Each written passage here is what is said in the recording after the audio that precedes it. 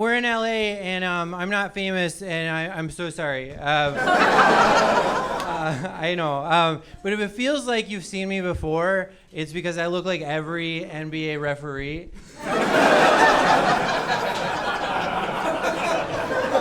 Right? Don't I look like I should be running backwards with a whistle? You know?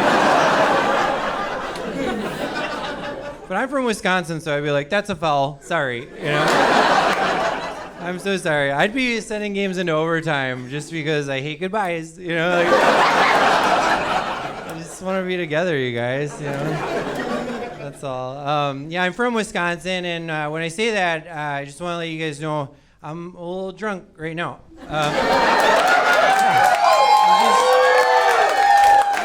Yeah, it just is what it is. And I don't even think that Wisconsin has an accent. I think we just learned how to talk from drunk adults. I do. I think my dad was like, do you want to go to kindergarten today?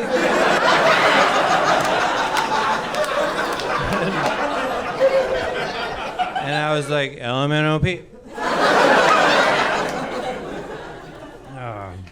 Yeah.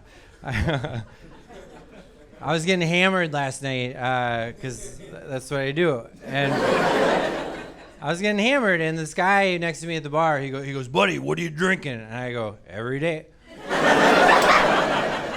And I don't know. I do drink every day, and I'm sorry. I don't know. If you have a liver, I want it. I do.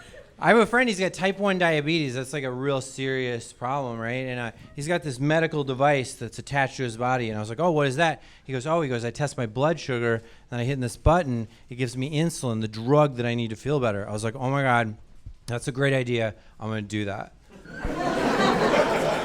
And he was like, what? And he came over to my house a week later. He's like, what are you doing? I go, oh, I bought a keychain breathalyzer off of Amazon.com.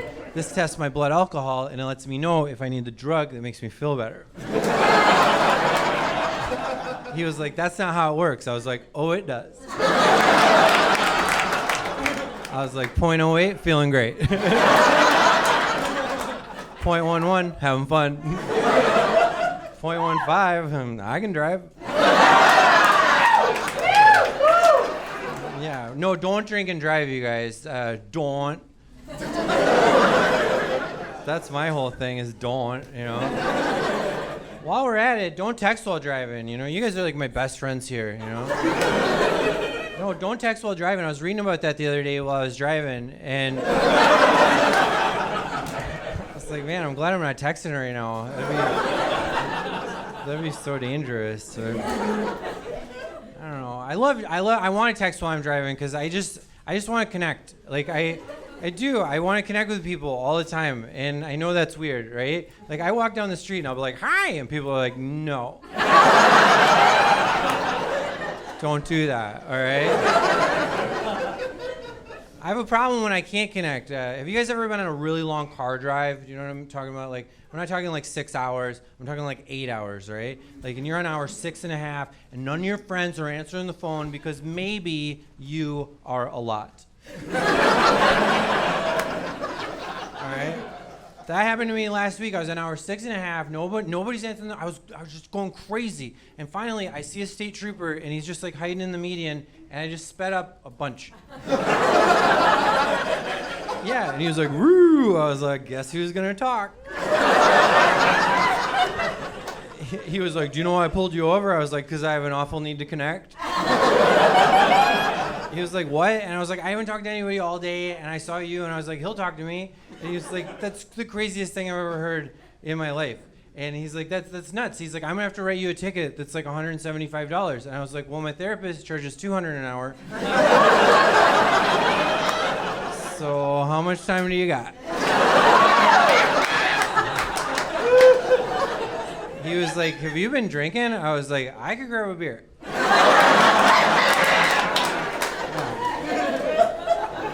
And now he's my friend on Facebook. So yeah, I don't know.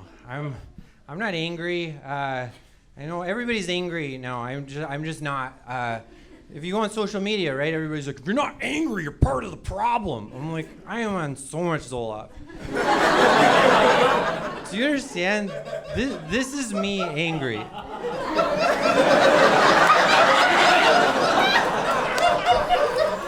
Which is actually terrifying. Right? I'm gonna get you.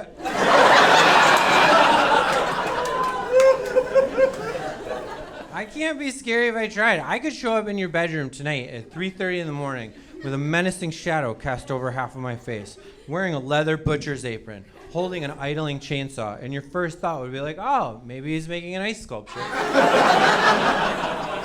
I bet it's a penguin.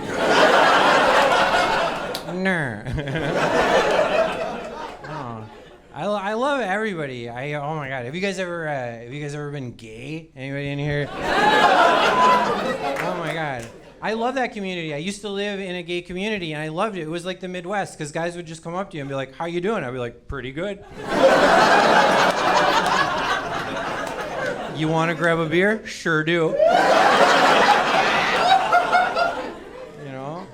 I loved it there. You know? No, if you're gay, oh my God, I love you. I will hug you till you don't want it.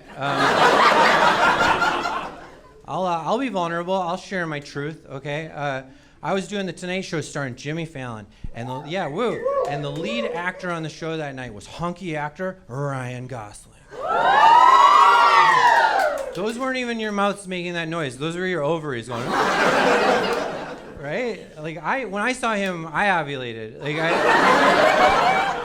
I was walking in the makeup room, and he breezed past me, and I saw him, and my eyes locked with his icy blue eyes, and he goes, hi. And I tried to say hi, but just my mouth goes.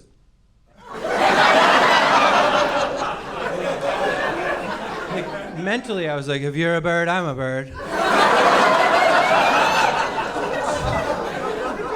Do you understand how confusing that moment was for me? I'm 45 years old. I've never been gay in my life until right then.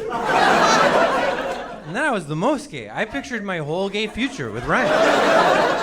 We were working out together, smiling at each other, wiping down the elliptical. You know, I was like, I gotta fly home and tell my dad. And I know exactly how it's gonna go. I'm gonna fly home and I'll be like, Dad, I'm gay, and you need to accept me. My he's a conservative gentleman. He's gonna be like, poof, steam. I don't know if I like that. And I'm gonna be like, Dad, I'm gay for Ryan Gosling. And my dad's gonna be like, damn it. Now I'm gay. This guy does it to everybody. I hope I haven't offended anybody. That's my nightmare. No, comedians are always like, we gotta be edgy. I'm like, not me. I don't want to do that. I hate conflict unless you guys like it, and then I love it. I like whatever you like. I'm so careful with my words that I don't even say things that you can say. All right, I was on an airplane recently, and I sat down next to this gal, and she tapped me on the shoulder, and she goes, pardon me. She goes, but my name is Tanisha, and she goes, I'm a big fan of your stand-up comedy. And I was like, oh my God, Tanisha, thank you. And she goes, and wow, I watch all your videos on Instagram and TikTok, and she goes, wow, you do wear black t-shirts every single day. And I said, yes, I do wear this colored t-shirt every day. And she laughed like you did. And she goes, you know you can say black. And I go, I know. And I know you know. And she's laughing. She goes, say it. She goes, say black. And I was like, well, I wouldn't say it like that.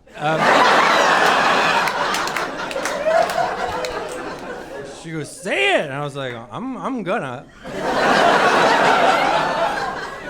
She goes, say it. And I go, Black History Month.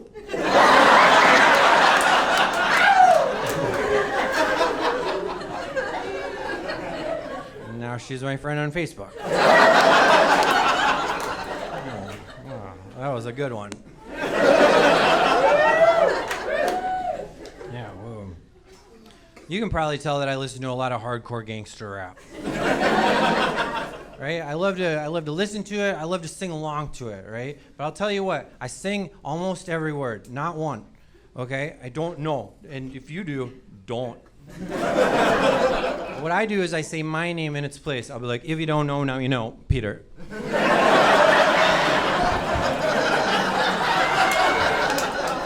Wicked wick, Peter, please.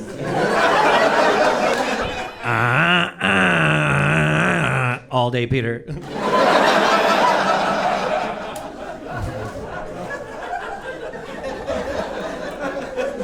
Peter's in Paris, you know.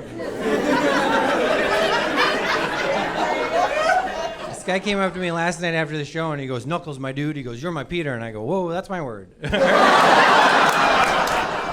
right, you guys. I'm Pete Lee. Thank you so much for being a great crowd. Thank you very much.